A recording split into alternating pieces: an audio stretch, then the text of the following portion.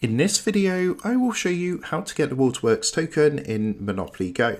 So let's jump straight into it. So to go ahead and get the Waterworks token, of course the first thing you're going to want to do is open up Monopoly Go and log into your account. Now it's currently a new album, Monopoly Origins, so if you come down and press onto the album button at the bottom, and what you want to do from here is locate the card quest set, which is just here. So go ahead and press onto that, and you can see by completing this set, you are going to win 325 dice, 695 million in Monopoly money, and of course the Waterworks token.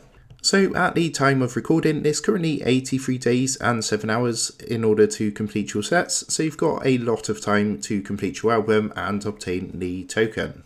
So to go ahead and get these stickers to obtain this token, there's a number of ways you can do that. What you can do is upgrade your properties, and when you get to the hotels and you land on them, it's going to spin a wheel, and sometimes you can win sticker packs that way. You can also get sticker packs from completing your daily wins and filling the prize bar at the bottom, as well as completing in-game events like the current Monopoly Origins in-game event and the daily events over here. So as you can see, when you reach certain milestones on the events, you're going to receive gifts, and by coming in the top leaderboard, you're going to win sticker packs, which these sticker packs are different depending on where you rank in the tournament at when the tournament finishes. So that is how to go ahead and get the Waterworks token in Monopoly Go. I hope this tutorial did help you out today, and if this did help you out, I would really appreciate it if you was to consider dropping down below the video, leaving a like, and also subscribing to the channel. With that being said, I just want to take a minute to thank you guys for watching this tutorial, and I will see you in the next video.